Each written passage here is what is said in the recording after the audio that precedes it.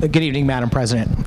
I rise to add to the conversation, I would say, on Senate Bill 1. And it's interesting to note that we are indeed speaking about Senate Bill 1, which you would assume by its very nature is a priority bill for the majority party. And based on that, I would suggest that it shouldn't be a surprise that this bill would include a number of policy items that they consider to be important. I'm thankful that a number of those policy items are actually important to both parties and to the people of the state of Connecticut. I'm going to say a number of things tonight to be critical of the bill that is before us, but I want to start by saying that despite the fact that I am critical of some of the 40 sections of the bill, overall, I believe the bill does a lot of good. And I'm pleased to see a number of these policy items included, and I will try my best to highlight some of those items as well as the things that I have issue with. The number one thing I might start with is, as I just mentioned, there's 40 sections in this bill. The constituents that I represent, anytime I have a conversation with them about process in this building, one of the things they mention to me is that we shouldn't have lengthy bills. We should have bills that cover individual topics so that they can be voted up or down individually, instead of forcing lawmakers into making difficult decisions because they like certain parts of a bill but they dislike other parts of a bill. I've been struggling all day because this bill has 40 sections. And when I was first made aware of the contents of the 40 sections this morning, 2 of them jumped out at me and made me have pause about supporting the bill. And that's a tough situation when there's 38 sections that I think are positive that I want to support, but there are 2 sections that I don't like. So I began my effort throughout the entire day today to convince people that we should find a way to address my concerns in those 2 sections, to either take them out of the bill, modify them in a way that makes them more amenable to me, or to address them in another bill. But overall, find a way for us to be able to work together in a truly bipartisan fashion where we're all in agreement on what's happening. I want to bring us back to earth a little bit. You know, I listened to the comments of my colleagues around the circle, you know, bringing out this bill, and it was very much like a victory lap, like we had suddenly accomplished the most amazing piece of legislation. I heard one lawmaker mention this is going to make every person in Connecticut's life better. I don't think that's true. The bill might have a benefit to a lot of people in the state, but it's a very one-sided bill. And I think that's an unfortunate thing, because when you start to address the subject of healthcare, the first thing that becomes apparent is that there are a lot of different players involved. You have the hospitals, you have the practitioners, the doctors, the physicians that are actually on the ground performing the services. You have insurance companies, you have pharma, you have, the PBMs, which is an entirely different entity that has to do with prescription drugs. You have consumers. There's a lot of different people that are impacted by the policies that we pass on the subject of healthcare and healthcare insurance. And what concerns me is that very often people are approaching these issues from one of those perspectives. We have doctors in the chamber. And I have no doubt that they are good people, and they are trying to keep in mind considerations that affect all those other entities I mentioned, but at the end of the day, they're doctors. So they're going to see things from a doctor's perspective. And in their perspective, the doctor's always right. But I can guarantee you there are other entities that have legitimate concerns about the legislation also. And I'm always fearful that their voices are not being heard.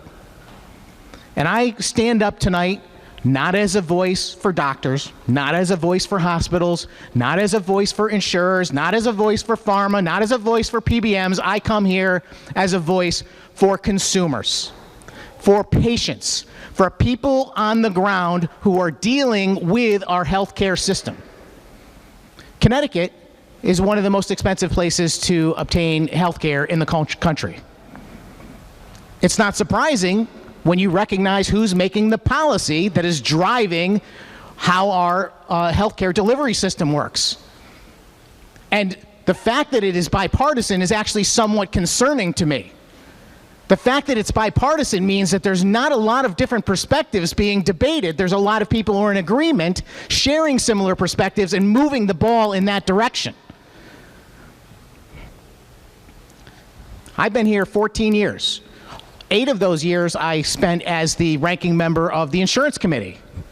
And I have to tell you, what an unpopular job that is. Because being in the minority in Connecticut on the insurance committee means you got to take the worst votes on earth. And you are setting yourself up to be attacked day in and day out for things that sound terrible unless you get the chance to actually explain them. This bill has 40 sections, as I mentioned. And I want to go through a few of those sections with the chairman of the Public Health Committee and ask a few questions on it. But before I do, I just want to point out that of the 40 sections, I identified, I think, 6 sections which I would consider to be insurance mandates. An insurance mandate, effectively, is a law that requires insurance companies to deliver services. It doesn't allow them the freedom to determine what services they want to deliver and what they want to charge for. It puts the state government in charge of telling them that they have to provide a service. Now, obviously, if you tell a business that they have to provide a service, it's not for free. They're going to charge for it. So consequently, when you add insurance mandates, you increase the cost of health care. It's just a fact of life. What people don't often understand is that every insurance mandate sounds good. Because in fact, they are good. We don't make insurance mandates that are bad. We make insurance mandates that are good. We're going to create in this bill, for example, a requirement for insurance companies to pay for a test to determine someone's calcium score, which is a test about their heart. In fact, I just actually got one of those tests recently. I paid $100 for it out of my pocket. But now, after this law is passed, that is going to be required to be paid for by your insurance policy. But know that it's not going to be free. The cost of that $100 for me and every other person that is now not going to have to pay out of pocket for it will be added to your monthly insurance bill. So that's the nature of insurance mandates. And as I mentioned, I served on the insurance committee for a number of years, and I had a very tough time there because I was one of the few people that was willing to make the argument that we can't keep adding mandate after mandate after mandate after mandate, because what happens is the premium gets too high, and then you have a problem where people can't even afford to buy the product at all.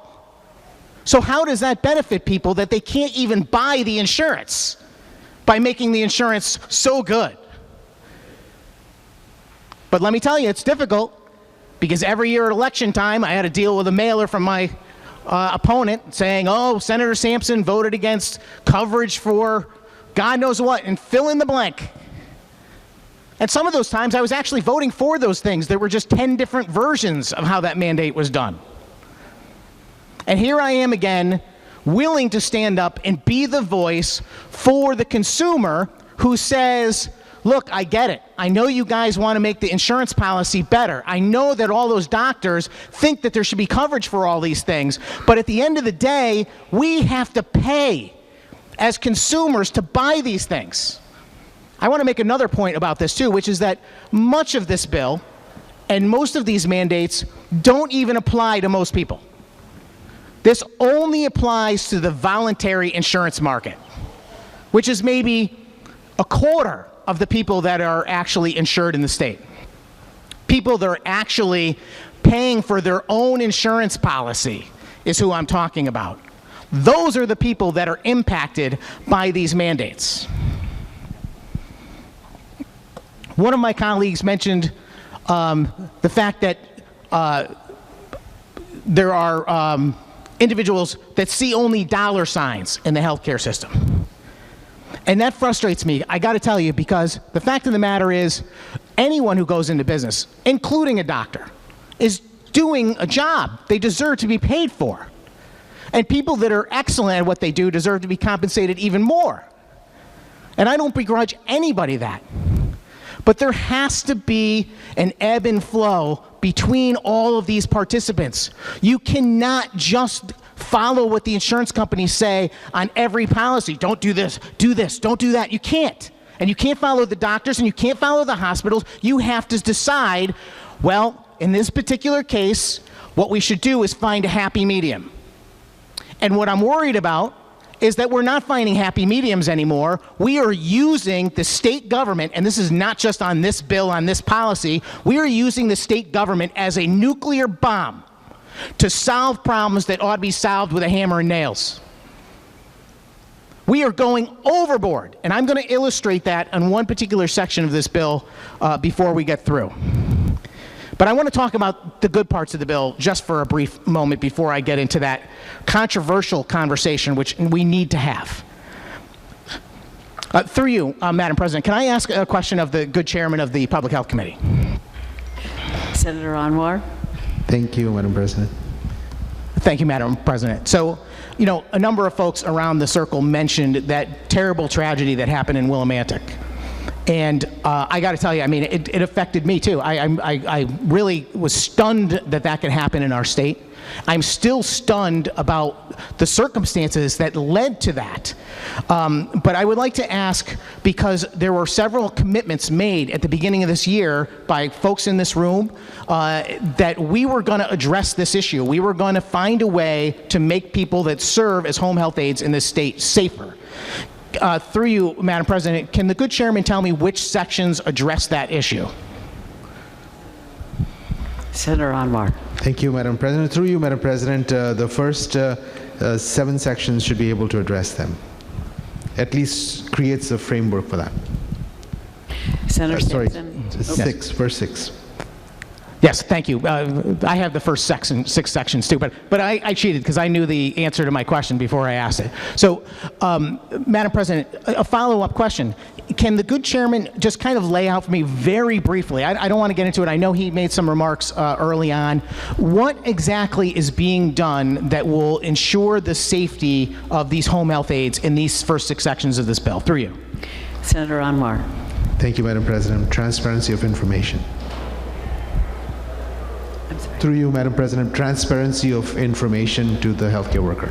Senator Sampson. Thank you very much. I think the gentleman said transparency of information. Senator Anwar. Transparency of information, which means that information about the patient in advance that would allow the healthcare worker to know which environment, which situation, and what healthcare issues that individual is going to be addressing.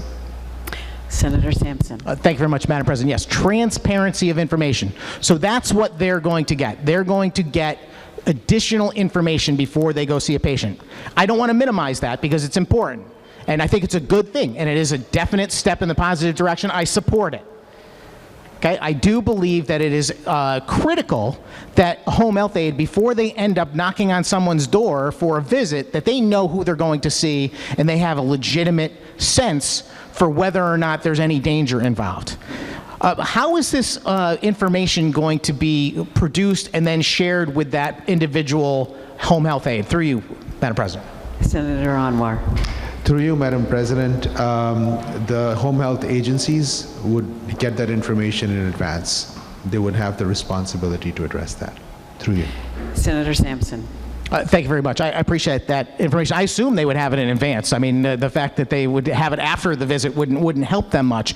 But I'm asking, you know, in what format? I mean, who's going to find this information? Is it the service that they work for is going to obtain this information and then share it with them? And where are they going to obtain it from? Do they have to, is it provided by the state in some format, or do they got to Google the judicial website? How are they going to get the information? Through you. Senator Anwar. Thank you. Through you, Madam President, the referral source depends on what the referral source is. Those patients are referred to that agency either from a hospital or a facility or a nursing care facility, and when they're going to get that information, they would get as much information as they can, and then the parts that they do not get that information, they would have to follow up to get as much transparency and information for the healthcare workers. Through you. Senator Sampson. Thank you very much, Madam President. And I appreciate the answer. So they're going to get some information. We do not have a lot of clarity on exactly how it's going to be produced, but I will take the gentleman at his word that home health aides are going to, in fact, be giving some additional information before they go on these visits. And thank heavens, because I think that's necessary. I think it needs to happen. I would like more clarity in the bill. I would like to see a real fleshed out understanding of exactly how it's going to work. Because I'm reading it and I'm not sensing that there's any concrete mechanism to provide them the necessary information in advance, and the mechanism that produces that information is really what's lacking in the wording. I also want to give the good chairman some additional credit that it's not just that section and it's not just transparency of information. My purpose here is not to minimize what is in the bill. I want to give credit where credit is due, and I will give credit for the fact that that is a good step in the right direction. I know that Section 2 requires annual training by home health agencies to staff to help them understand how to be more safe. I know that there's required monthly safety assessments. I know that each home health agency will have to report to DPH instances where they are verbally abused or they feel like there's a threat or something like that. Those are all very, very good things. I also understand that DSS is going to create a home health worker safety grant program, and there'll be incentives. Those are all excellent things. But for me, this body and many people in it made a commitment to make these people safe. And I don't believe this cuts it. I really don't. I think it's a step in the right direction. I understand things don't happen overnight. But this is not going to make them necessarily any safer. I think the larger problem is the way we deliver these services in Connecticut. We've moved away from an institutional model, and now what we do is we send out these home health aides out into the wilderness, into whatever neighborhood, to see whatever person. It's dangerous by nature. When you had an institutionalized system, the patients were all in one place. The delivery mechanism and the people that provided them care were right there. There was the protection via the fact that they were surrounded by their coworkers and maybe some element of security. That was a good thing. Not to mention the fact that they could deliver more services in less time at less cost. All good things. Why did we get away from that method of service? Why have we done this? Can we go back? These are the kind of questions I would like to see our Public Health Committee tackle next year.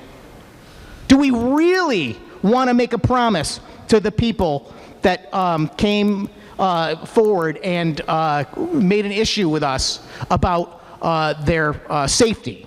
You know, I'm very tempted at this moment actually to share with the world that is watching us exactly how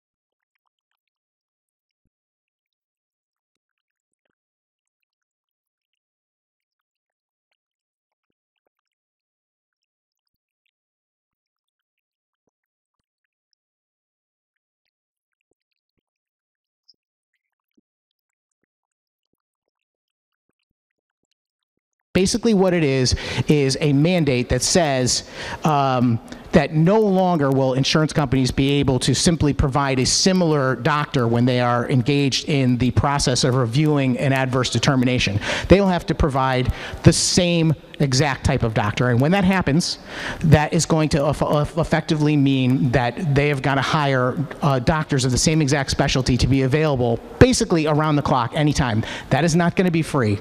It's going to cost an absolute fortune. And the fact of the matter is that people in the industry have been trying to work together to find a place between similar and same. But this body today has decided that we are just going to force same on the world. And I just want to remind my colleagues that is going to do tremendous damage to the insurance industry, the rates that we all pay for insurance. And every one of us is going to have to pay more, and so are our constituents. And the bottom line with that, very, very briefly, is that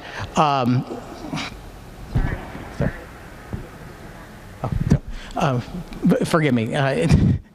the issue I have with that is that effectively, later this year, there is no doubt in my mind the insurance industry is going to announce that they are going to be raising rates.